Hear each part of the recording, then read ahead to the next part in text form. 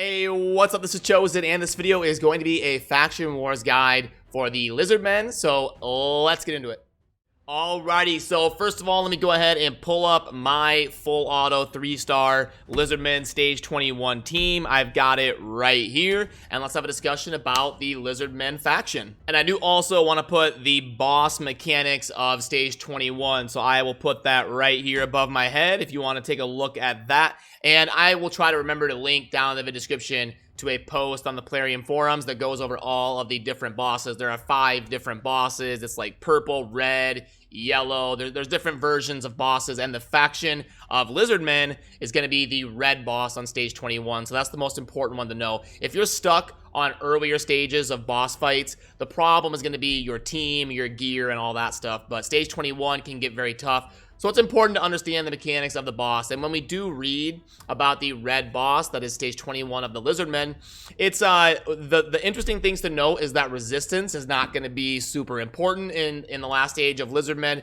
and also with the A1 that ignores defense, just straight out ignores all defense, you want to make sure you have a lot of HP. You can see here, the average HP of my Lizardmen team is 52,600, so stacking that HP somewhere over 50k is going to help you be able to clear that stage. And the way I put together my team was with Skullsworn tanking damage and kind of dying, and then Skull-Lord Vargal resurrecting him every turn. And at the end of the video, I will show you my Stage 21 3-star run on auto, so you can check that out at the end of the video. And Skull-Lord Vargal was kind of a meme fusion back in the day, about 3 months ago now, 3-4 months ago, somewhere in there, where you had to farm one stage of the sewers, or not one stage, but you had to farm the sewers over and over again to get Skullsworn to drop, who is one of the rare champions that drop in that stage. Well, he's actually the only rare, thankfully. So every time you got a rare to drop, you did get Skullsworn, thankfully. Otherwise, it would have been crazy. But yeah, it was a fusion where you farm up like 16 Skullsworns,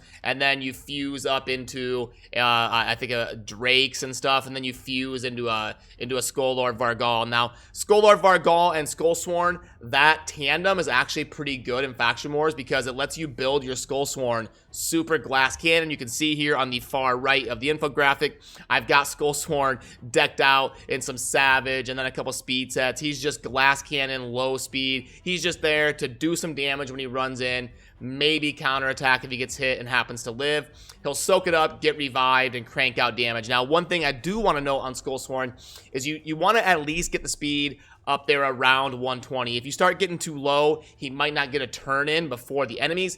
They seem to have about 110 to 115 speed, somewhere in there on the waves, and I actually have a graphic here of that. So this is on wave 1, when my Skullsworn was going to take his first turn. You can see here the turn meters of a few of those of the enemies are about to fill up, and mine has 119 speed. So if you get much lower than that, they might all take a turn and kill him before he even does anything. So you can have low speed, but try to get at least to about 120 or so, that he's actually getting some value and going before the opponents, and then he can soak up a little bit of damage, get revived, and repeat the process. But let's take that down, and yeah, I mean, I had Jareg and Draco built for my clan boss roster, so I use them pretty often. I didn't really change anything, I just left them in their clan boss gear. I use Battle Khazar, my clan boss team, so I didn't have lifesteal on them or anything, so I didn't change anything about them. Rosin, I've got built as kind of a general utility champion that I mainly use in Faction Wars, and since the healing is not great in the Lizardmen faction,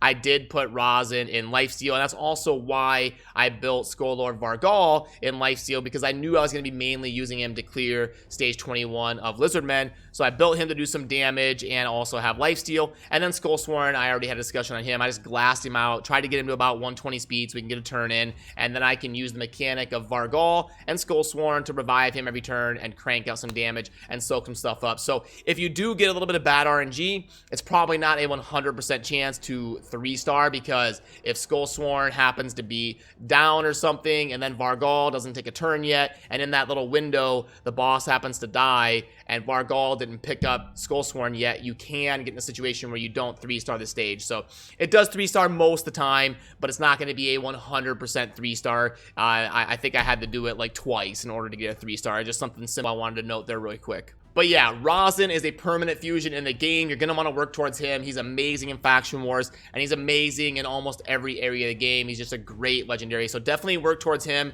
He will help you out in Faction Wars and be a great upgrade for you almost everywhere, especially if you're a newer, early/mid-game player. And then, honestly, I would say Lizardmen is probably one of the 3 easiest factions, just in my opinion. The boss is pretty straightforward. You do want a lot of HP. You don't need a whole lot of resistance, and that makes the fight pretty straightforward, especially if you have the Vargal and Skullsworn mechanic. If you've been playing long enough and invested in the Vargal fusion, you can get a Skullsworn very easily. I've seen people do it with like a level 50 Skullsworn and just cheese it, do it enough times that you happen to get a 3-star. So yeah, I would say probably High Elves and Lizardmen are the 2 easiest in my opinion. Now, I could be lucky because I have Drakemorph and Jareg and Razen have really good champions, so it may have just worked out like that for me. But I've done all of the factions, and it does seem like the boss is pretty straightforward, the waves are pretty straightforward, and in my opinion, High Elves and Lizard are probably the 2 easiest to 3-star stage 21.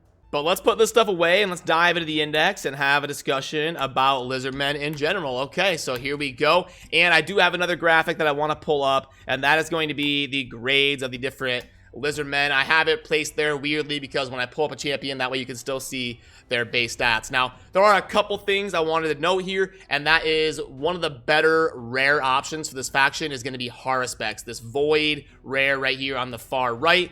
He is a very good budget rare that can do extremely well in Faction Wars. He's got an A1 that places poison, an A2 that's kind of like a baby apothecary effect, gonna filter meters and increase speed, and then he has Revive, which is an amazing mechanic in Faction Wars. If you don't have the Vargal Skullsworn combo there to soak up and revive and stuff, HyperX is a great early to mid-game option in terms of having revive, meter boost, speed, all that good stuff. He's got a good base speed of 105, and he's a rare that you should definitely consider building for your Lizardmen team. But I do want to also back out and touch base about Broadmouth, because Broadmouth is actually a fusion as well. If we back out and go to the portal, under fusions, you can see Broadmouth is here as a permanent fusion that takes uncommons and rares to fuse. Now,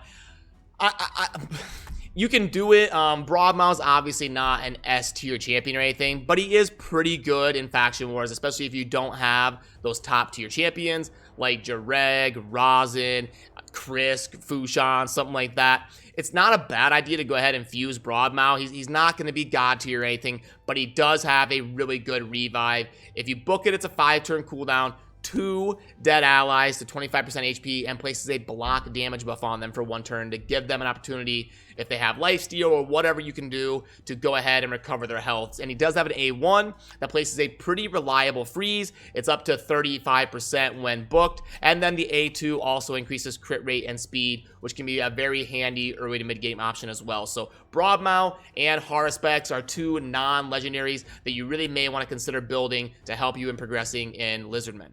But yeah, here is that stuff popped up again if you wanted to see it for one last time. And I will link down in a pinned comment to these different infographics if you want to pull them up and take a look on your own time. But yeah, I think Lizardmen is pretty straightforward. There's at least options out there in terms of Razen and Broadmouth. I wish there was options like that for every fusion. I think Plarium could really do a good job of fleshing out the fusion system and giving some more options for different factions as well, because Razen and Broadmouth are both in the same faction. So it'd be nice to see them add some champions to that permanent fusion tab to give players an option of working towards things. But that's feedback that we're giving them, and hopefully they continue to add to that. But now I'm going to show you my run on full auto, 3-starring stage 21. I'm going to take off, so I'm not sitting here awkwardly on camera for 3 or 4 minutes, and I will end the video with my run on stage 21. So if you want to watch that, go ahead and keep watching, and as always, thank you. Have a good rest of your day.